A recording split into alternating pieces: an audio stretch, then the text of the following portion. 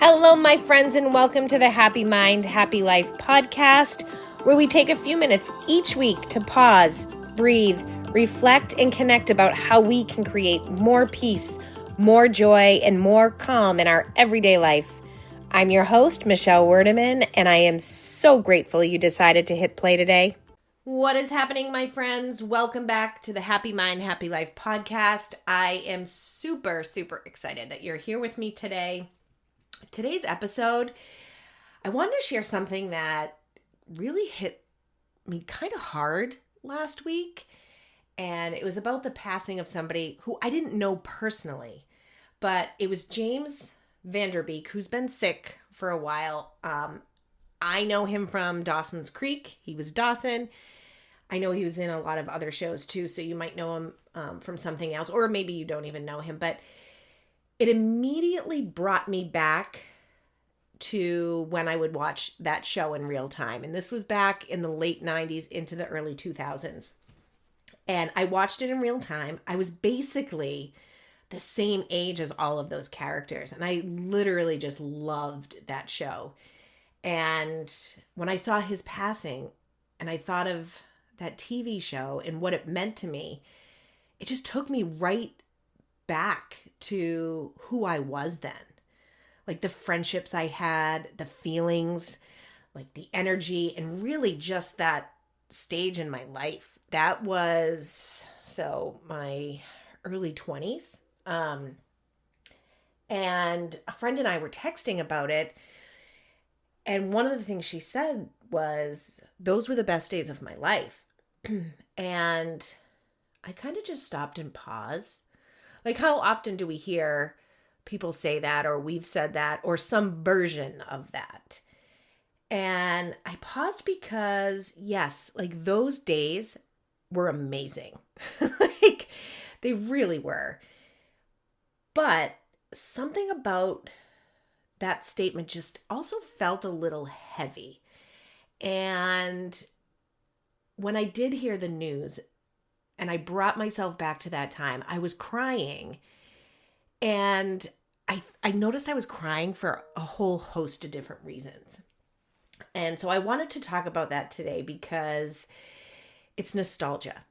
And nostalgia can be an absolutely beautiful thing. It connects us to wonderful memories, love, identity, and really like meaning.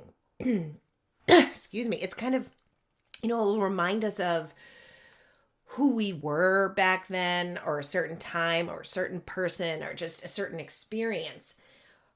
But there's also a side to nostalgia that doesn't bring us the warm fuzzies.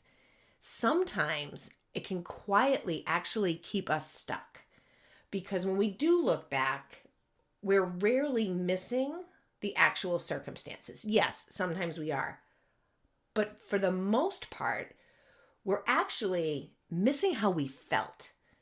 And we don't necessarily miss every stressful or awkward part of that time. A lot of times we forget about it because our brains are really good at softening the hard parts of these times.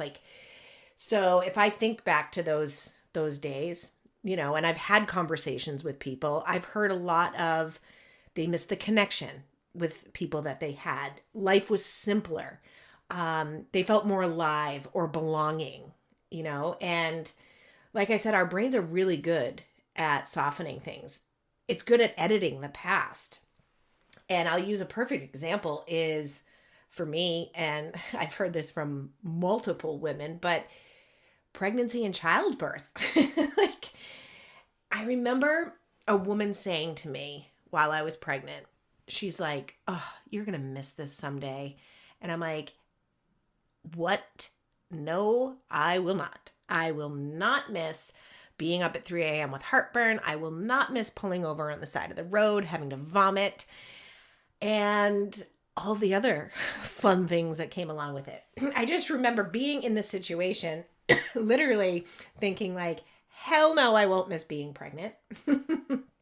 And even the experience of, childbirth, I laugh because I had a friend, I think she was really young at the time. She was in her man, I don't know, she must have been 21 or maybe 22. And she had just had her first baby. And I went to visit and she was like, I will never do this again. She's like, that was the worst 24 hours of my life. It was painful.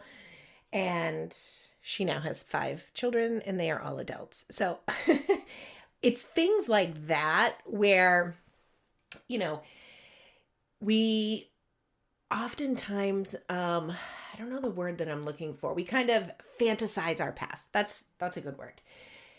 And like, I think about it now and I have 2 kids. I do miss being pregnant.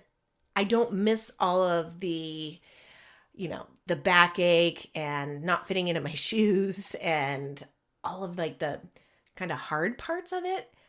I miss the feelings that came along with it. Like the fact that I was growing life in my body and just how special that felt. So when I think back on being pregnant, I don't think about the hard stuff. And we all do that with a lot of different circumstances. So, and that's kind of, I think, where nostalgia can get a little bit tricky for us. Because a lot of times we start believing that those good feelings that we had or we experienced can't exist anymore, or they only existed back then. So when the story becomes, my best days were behind me, that thought can land really heavy. And sometimes, nostalgia can quietly increase anxiety, depression, or loneliness because your nervous system interprets that as a loss. And I always say, like, our bodies are listening. So if we're saying things like that, our nervous system is reacting. And it's almost like in this particular situation, that one comment, it's like something good is gone and not coming back.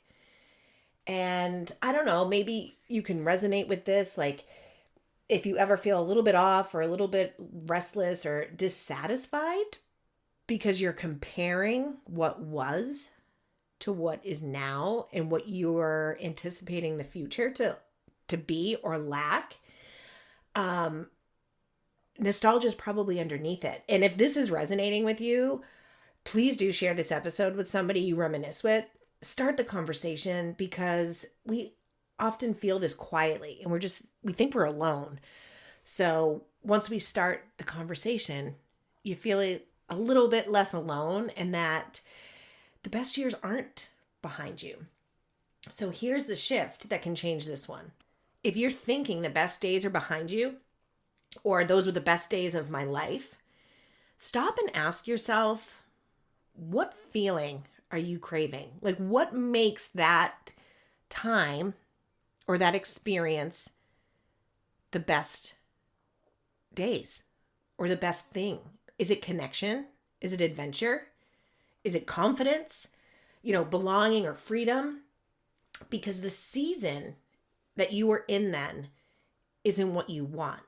The emotion is. And our emotions are not locked in the past. They're experiences we can intentionally cultivate again, just in new ways.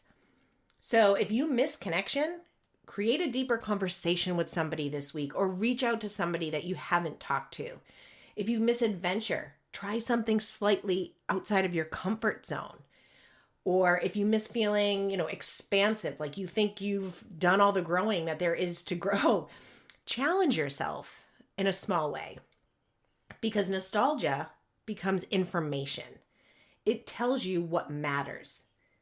It only keeps you stuck if you believe the past was the only place that you could feel alive or feel those emotions. And before we wrap up, I want to invite you into a small reflection. If you're driving, just listen. But if you're somewhere quiet, maybe just take a slow breath and think about a memory that's been coming up for you lately. And just notice how you feel, like a season that you really feel nostalgic for. And let it surface. And notice what you see.